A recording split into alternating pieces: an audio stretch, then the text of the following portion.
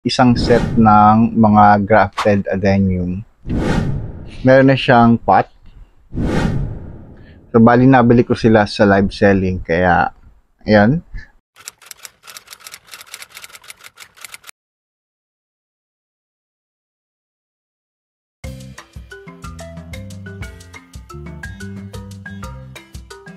Hi guys, so ito naman ako sabi, maraming muling salamat sa pagsama sa aking vlog. So may package na naman tayong dumating, isang set ng mga grafted adenium. So figure na natin sila isa-isa.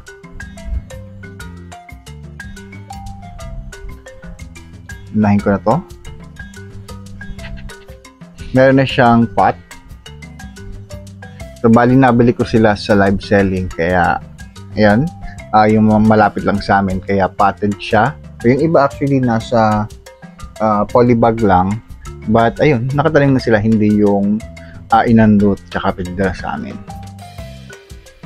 So ang ating unang grafted adenium at ang ating magiging pang 216 ay si Desire. Yan, Desire.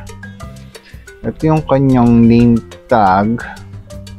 So, medyo luma na, kaya gumawa na ako ng bago at ikakabit ko. Ito nga pala yung, maghanap nga pala ako ng picture niya. Then, ilagay ko dito. So, tulad ng lagi natin ginagawa, F-grab ko siya online.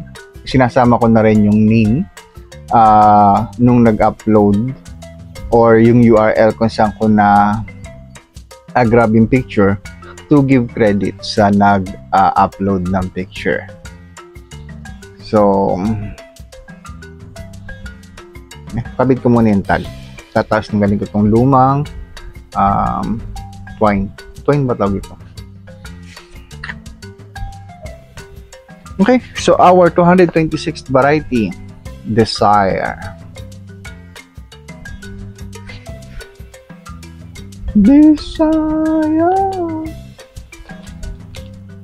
Tanggalin ko yung mga damo-damo.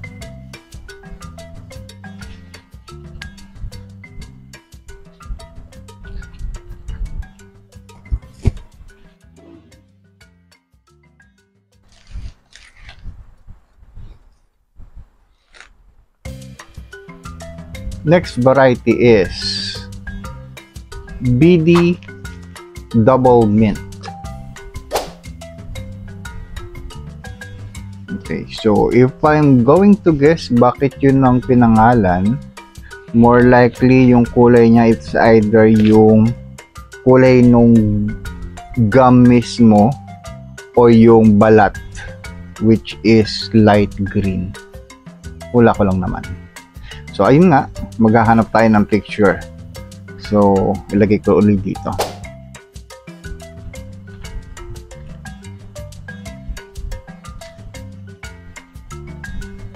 Our 270th variety, BD Double Mint.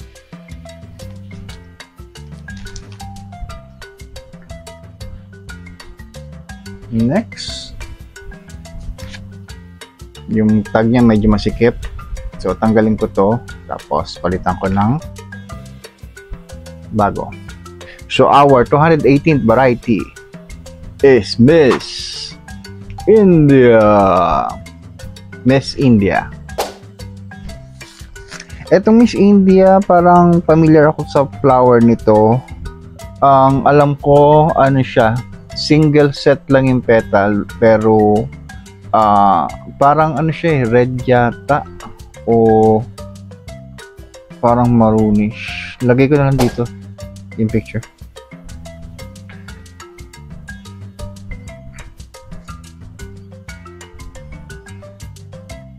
Since nakatanim naman na sila, although nakatanim na sa palibag, i-ano ko lang din muna dito pansamantagal. So pag it's time na para malipat or pag marami tayong available na paso, tsaka ko na lang sila ilipat para walang sense of urgency na itanim ka agad-agad. So, 218th, my 218th variety, Miss India.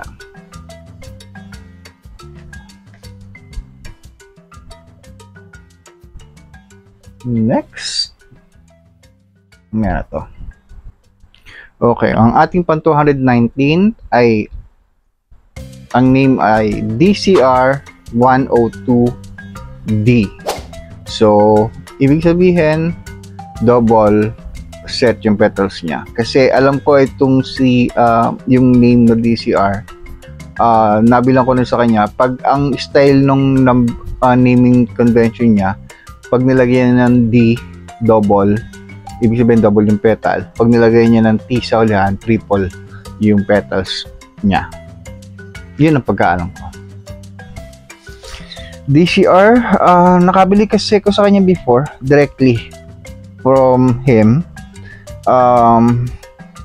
Yung pang 100 variety natin ng adenium, lagay ko dito.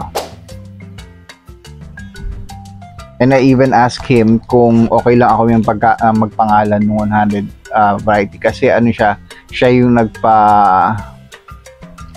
seed grown yung nabili ko sa kanya. Then, wala pang name. Okay naman na ako magpangalan. So, ang ating 219th variety is DCR 102D. Double. Next. So, yung dahon niya, manilaw-nilaw. So, obviously, maglalagas-lagas to. Pero unahan ko na. Hindi porket nalagas ang dahon is patay na. Ganyan talaga ang adenium. Talaga naglalagas ang dahon. So, inunahan ko na para tumubo na lang bagong set ng dahon. Ang name niya is, ayun, Poinsettia. Okay, so if I'm going to guess bakit yun ang pinangalan, more likely yung color nito is yung kulay red na may white. Yan, malamang nalalapit yung itsura niya sa actual Poinsettia plant, yung Christmas flower. Okay, sumunod naman is Sunny Day. Maaraw na araw. Sunny Day.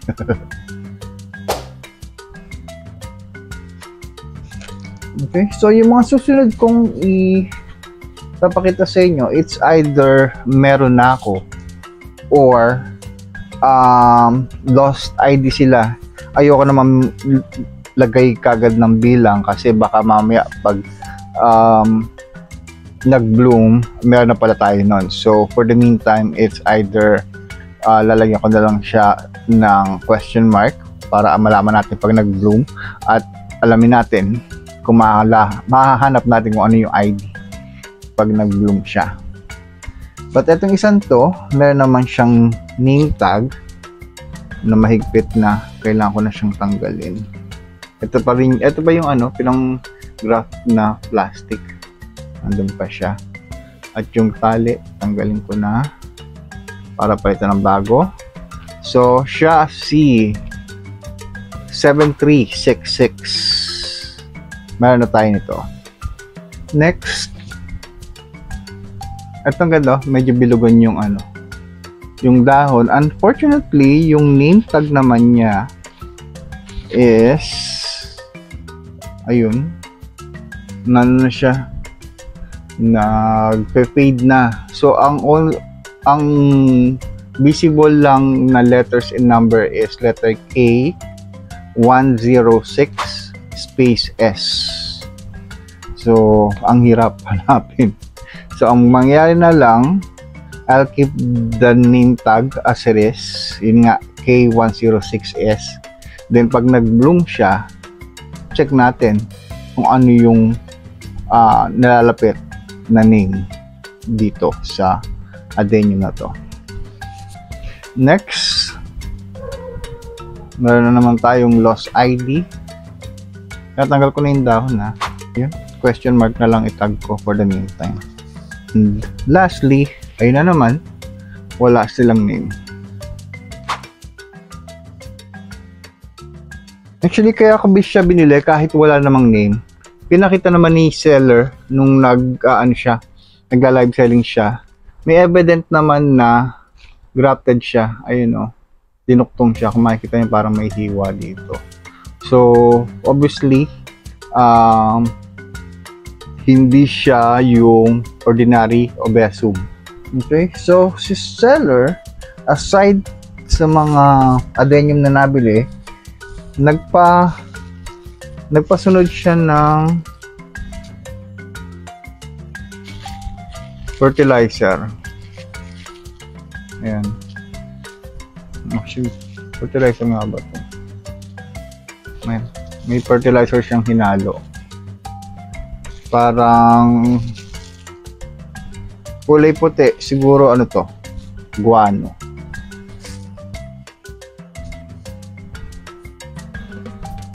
Okay, so yun lang muna for now. Marami pong salamat sa patuloy na pagsama sa aking vlog. Samahan niyo po muli ako sa mga susunod pang videos nating upload, mga halamang susubukan nating alaga at mga hobbies na ating tatry. At hanggang sa muli. Like and subscribe and click the bell button.